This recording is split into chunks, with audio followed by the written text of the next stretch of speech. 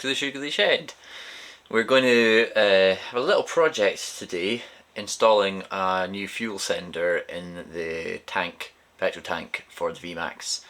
The VMAX originally just had like a sort of basic little sender in it that turned on a low fuel warning light, but didn't actually have like a fuel level.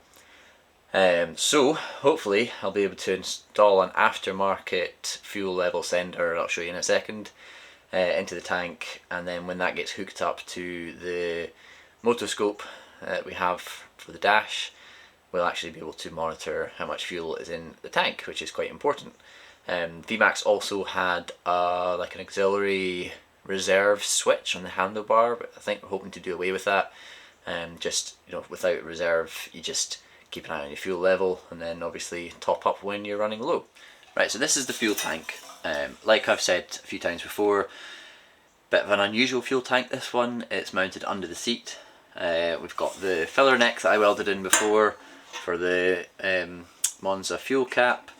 So that's going to be going, like I say, under the seat, and then I've got an area here which I'm going to drill a hole into to install this. It's just a basic aftermarket sort of float design fuel level. This float goes up and down here, and as it does, changes the resistance in these wires, and that in turn can be translated into a fuel level on your dash.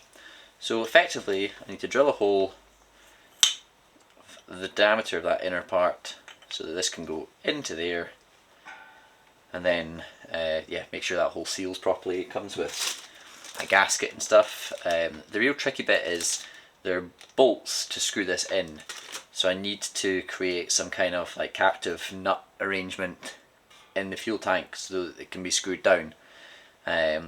Not 100% sure how I'm going to do that yet, but yeah, that's the challenge, I suppose.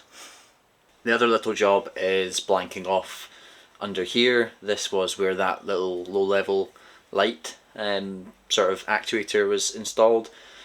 Don't need this hole anymore, so that needs filled up somehow. Could just sort of cut a plate and make a gasket and screw it on, but I'd like something a bit more permanent, so I'm probably just going to try and weld something into there to seal that up.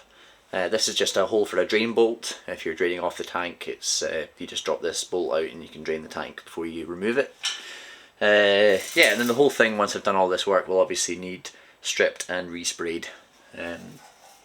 Yeah, but I think first of all I'm probably going to tackle this just to warm myself up a little bit into this task. Yeah, let's get at it.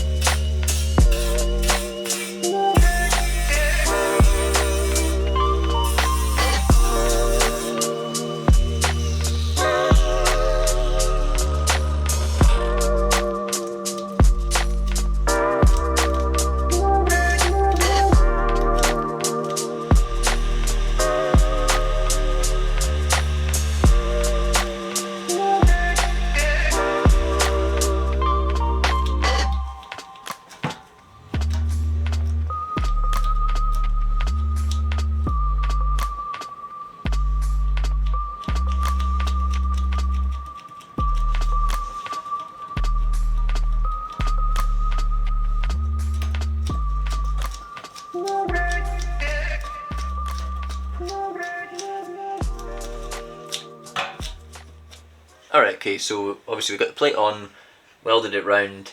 I ended up chasing a bit of a burn through up at this corner.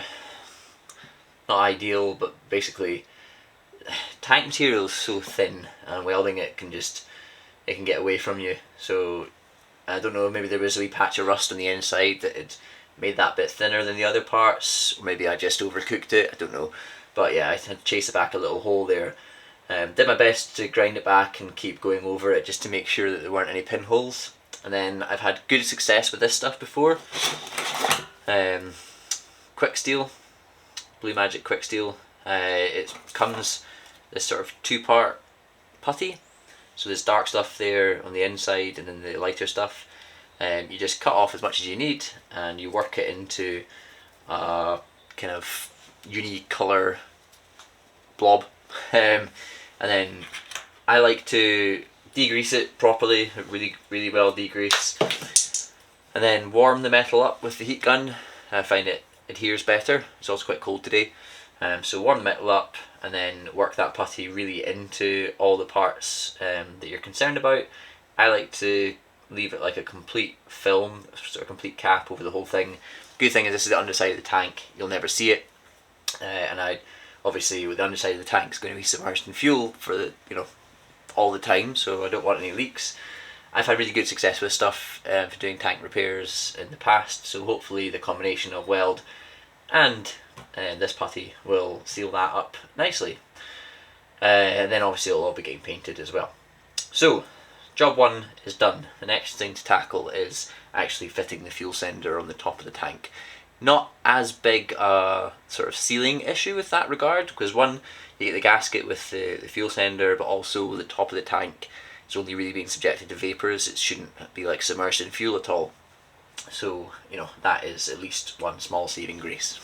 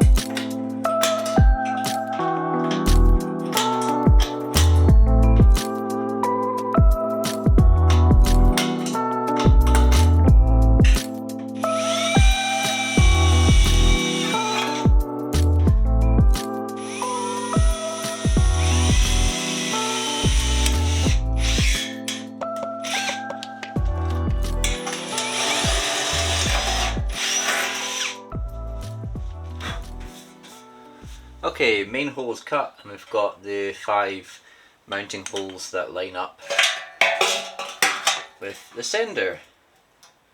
Nice and neat.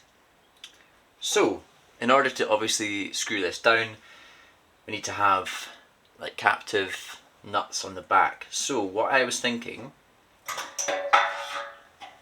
was creating 2 semicircles with threads drilled into them that I can then weld to the underside of this via little kind of spot weld ideas, which will hopefully stay in place. Therefore we'll be able to put bolts through and screw it down.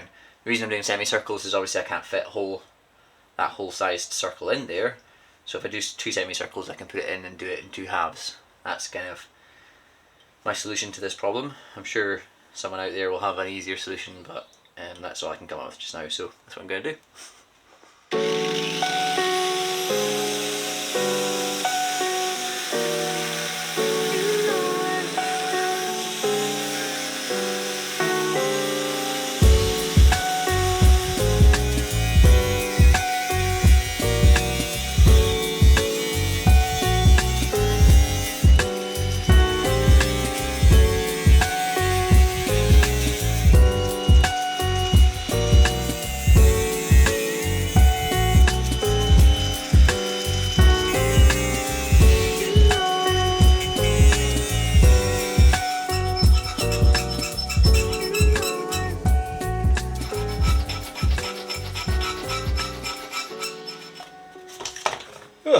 Right, okay, so I've cut these sort of wee plates semicircle-ish. There's one already inside the tank. Effectively these can just go in that gap. We pull round to the underside, and I'm going to drill a couple of smaller holes in between like the main screw holes that I will fill with weld to keep these in place. Once that's done, I will drill the holes through the 5mm plates here and tap them, and then hopefully that will be sufficient for screwing the sender down. The welds don't need to be that strong really, they just need to be strong enough that you can get the first few bolts in, because once the bolts are going in it's just pulling itself together, if you know what I mean.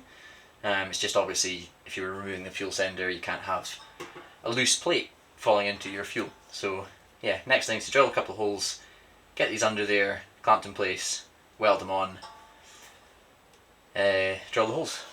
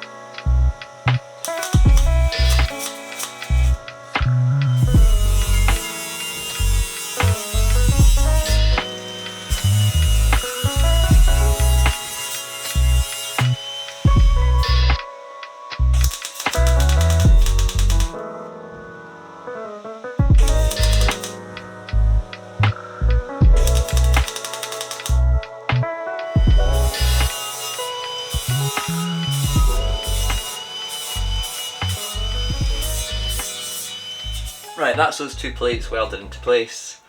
I've smoothed it off nice and flush. Obviously there's a big rubber gasket going on there, so it's not critical that it is like perfectly smooth, but obviously minimise any risk of leakage. I've smoothed it off as much as possible without going through this metal.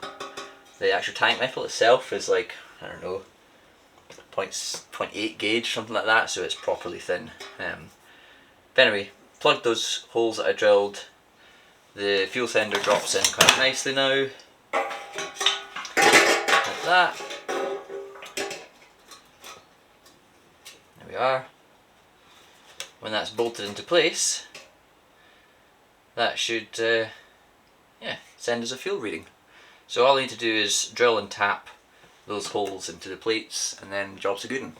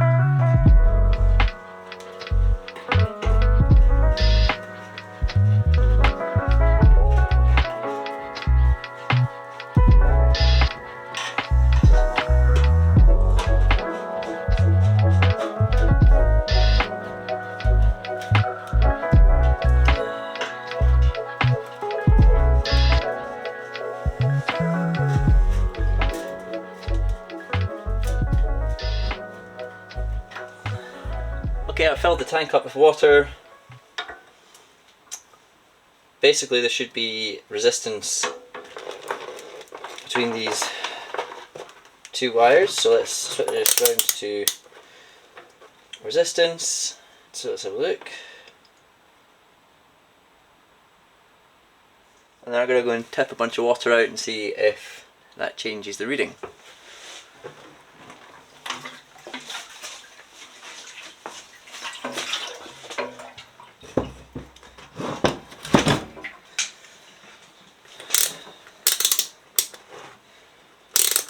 Let's try it now.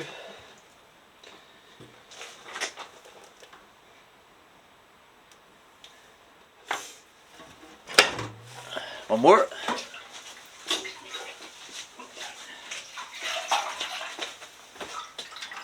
Okay, the tank is virtually empty now.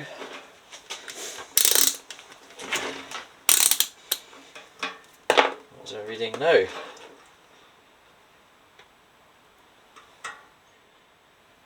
Virtually 0.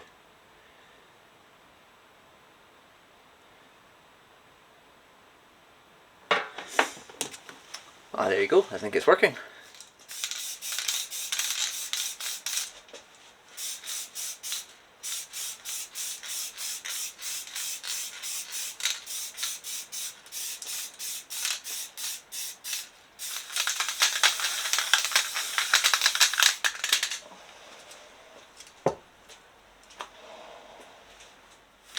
Right, okay, so there's a base coat on that tank.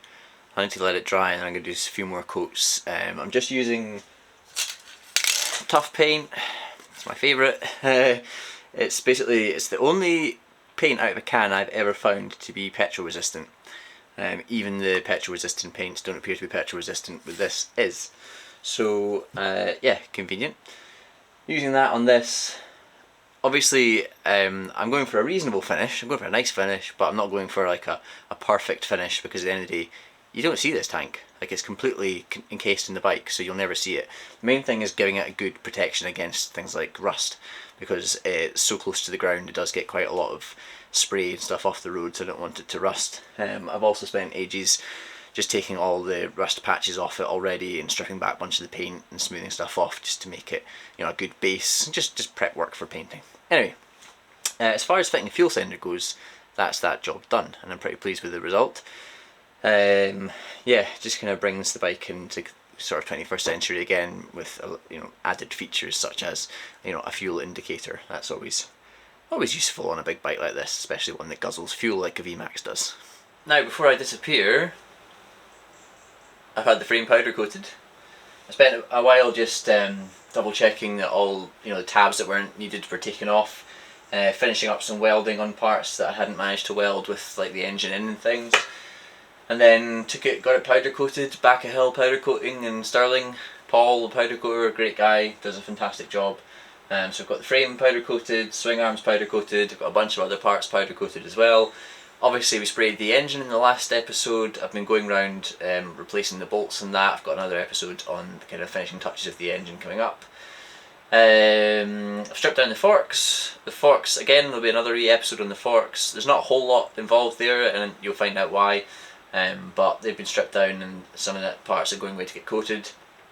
Yeah, kind of just building up parts now of things that have gone away and been refurbed, or stuff that I've refurbed myself, and start to, you know, build up a pile of parts for this bike to go back together. I think the next thing really is valve covers are away. Like I said in the engine painting episode, valve covers are away just now as we speak, getting a coating done. They're going to go back on, then the frame can go back onto the engine, and then we can kind of start to build out from there. Once the tank's sprayed up, the tank will go in. Yeah, we're starting to feel like we're making forward progress, and yeah, really excited to see this bike go back together with all the shiny parts and, you know, fresh upgrades. And yeah, it's a nice feeling. It's a nice feeling. It's a nice stage of a build.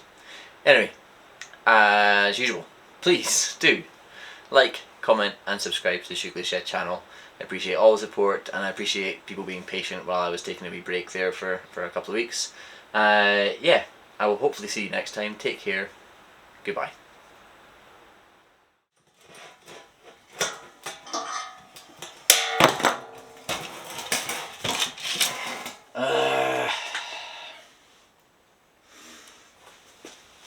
Broke my tap. Fantastic.